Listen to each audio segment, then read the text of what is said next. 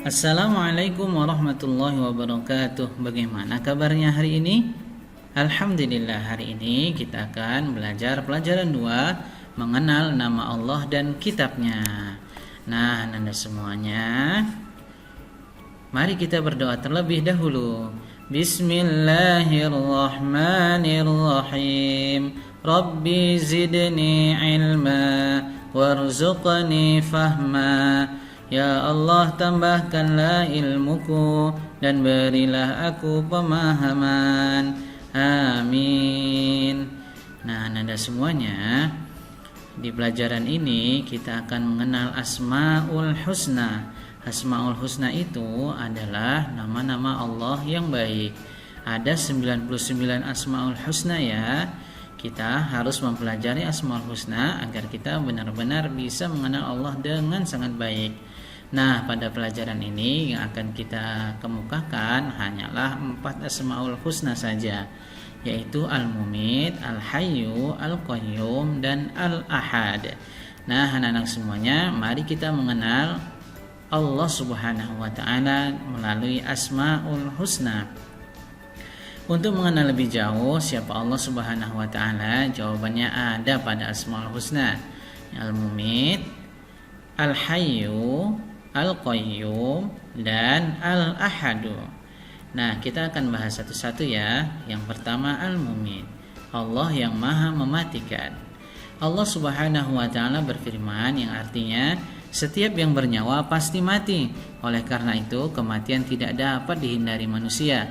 Kematian bukanlah sesuatu yang ditakuti, akan tetapi kematian adalah tangga menuju kebahagiaan abadi. Anda semuanya, kita di dunia ini hanya untuk beramal dan beribadah kepada Allah. Maka siapa yang paling banyak amalnya, maka nanti akan hidup tenang, nyaman, sangat bahagia di akhirat kelak ya. Kemudian Al-Hayyu yang maha hidup, mengandung arti bahwa Allah Subhanahu wa Ta'ala hidup kekal selamanya dan yang memberi hidup makhluknya. Nah, Allah itu kekal dan Allah memberikan kehidupan kepada kita. Oleh karena itu, kita harus menggunakan hidup ini dengan semaksimal mungkin untuk berbuat baik. Hidup atau mati ada dalam kekuasaan Allah Subhanahu wa Ta'ala. Oleh karena itu, kita selalu berdoa, Ya Allah ya Hayyu, wahai Tuhan yang maha hidup, hidupilah kami dalam keselamatan dan kemanfaatan, gitu ya. Kemudian yang ketiga, Al-Qayyum. Al-Qayyum maha mandiri atau berdiri, mengandung arti bahwa Allah Subhanahu wa Ta'ala itu berdiri sendiri untuk selama-lamanya. Allah memberikan pendidikan kepada manusia supaya hidup tidak selalu bergantung kepada orang lain. Nah, Anda semuanya, kita harus hidup mandiri, jangan bergantung kepada orang lain. Minta tolong boleh, tapi jangan sampai ketergantungan. Kemudian yang keempat, Al-Ahadu yang Maha Esa. Perhatikan surah Al-Ikhlas berikut ini. Bismillahirrahmanirrahim. Qul huwallahu ahad. Katakanlah Muhammad dialah Allah yang Maha Esa. Disebut pula dengan Al-Wahid, artinya yang Maha Tunggal atau Maha Esa. Tidak ada sekutu baginya. Nah, di sini kita akan melihat bahwa Allah Maha Esa. Aku ingin terpuji di hadapan Allah Subhanahu wa Ta'ala. Nah, Anda semuanya, siapa di sini yang ingin terpuji di hadapan Allah Subhanahu wa Ta'ala? Masya Allah semuanya ya, yang solih dan solihah, pasti kita sangat ingin ya menjadi hamba Allah yang terpuji. Apakah kamu ingin terpuji di hadapan Allah? Pasti ya. Mari kita bersikap dan perilaku dengan cara mengamalkan Asmaul Husna, yaitu Al-Mumit, mengandung arti yang maha mematikan. Allah Subhanahu wa Ta'ala berfirman, setiap yang bernyawa pasti mati.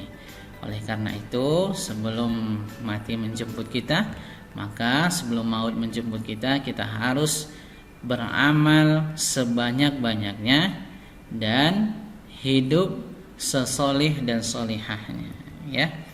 Kemudian bila kita ingin bahagia, maka kita ikut perintah Allah Subhanahu wa Ta'ala dan Rasulnya. mesti rajin sholat, rajin baca Quran, rajin belajar, patuh dan hormat pada orang tua dan guru.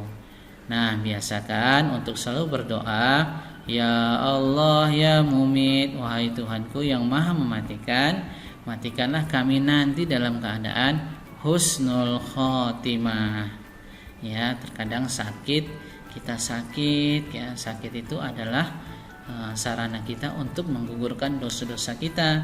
Maka jika kita sabar dan terus berusaha untuk berobat, insya Allah dosanya gugur dan insya Allah mendapat kesembuhan. Nah, Al-Hayyu yang maha hidup mengandung arti bahwa yang memberi hidup dan rezeki adalah Allah Subhanahu wa taala. Oleh karena itu, hidup atau mati ada dalam kekuasaan Allah. Bagaimana sikap dan perilaku kita dalam hidup atau kehidupan ini? Ya, tugas manusia adalah memelihara kehidupan dan mencari rezeki yang sudah disediakan oleh Allah, seperti dengan cara makan dan minum secara teratur, jangan berlebihan, dan selalu memelihara kebersihan agar tetap sehat. Nah, hendaknya semuanya ya, sedangkan perilaku membantu kelangsungan hidup orang lain, misalnya seperti sedekah ya, sedekah makanan, minuman, kemudian membantu kesehatan orang lain dan yang membutuhkannya. Nah, luar biasa ya kalau kita bisa mengamalkan ini, insya Allah kita menjadi orang-orang yang dipandang mulia di sisi Allah Subhanahu wa taala. Al-Qayyum. Nah, Al-Qayyum yang maha berdiri atau mandiri mengandung arti Allah Subhanahu wa taala itu berdiri sendiri untuk selama-lamanya. Allah Subhanahu wa taala memberikan pendidikan kepada manusia supaya hidup tidak selalu bergantung kepada orang lain. Pada zaman dahulu ada pepatah mengatakan seperti ini, berdiri di atas kaki sendiri, berdikari, gitu ya. Anak-anak yang soleh dan solihah, bagi siswa kelas 5 bila di rumah harus sudah dapat melakukan sendiri hal-hal tertentu ya, misalnya merapikan tempat tidur, menyiapkan peralatan sekolah, kemudian memakai pakaian sekolah dan selain-lain. Kemudian berdoalah kepada Allah, ya Allah ya Qayyum, wahai Tuhan yang maha berdiri sendiri, jadikanlah hidup kami tidak selalu bergantung kepada orang lain, karena kita harus hidup mandiri, biar berdikari ya. Nah, Al-Ahad. Nah, ini yang keempat, Al-Ahad, Allah yang Maha Esa, mengandung arti Allah Subhanahu wa taala itu Esa, yang Maha Tunggal atau Esa. Sifat ini memberi pelajaran kepada kita agar selalu mandiri, tidak selalu bergantung kepada orang lain, misalnya mandi, makan, berpakaian, mengerjakan PR, menyusun dan merapikan buku pelajaran di rumah dan sekolah. Kemudian kita berdoa, ya Allah, Engkaulah Tuhan satu-satunya, tidak sekutu bagimu ya Allah. Engkau tempat meminta, jadikanlah aku dapat hidup mandiri. Amin. Baikkan Anda, pelajaran kita sampai di sini dulu pada bagian 1 ini.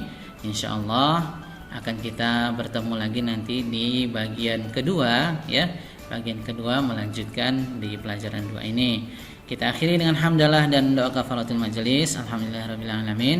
Subhanakallahumma bihamdika asyhadu an la ilaha illa anta astaghfiruka wa atubu ilaik. Wassalamualaikum warahmatullahi wabarakatuh.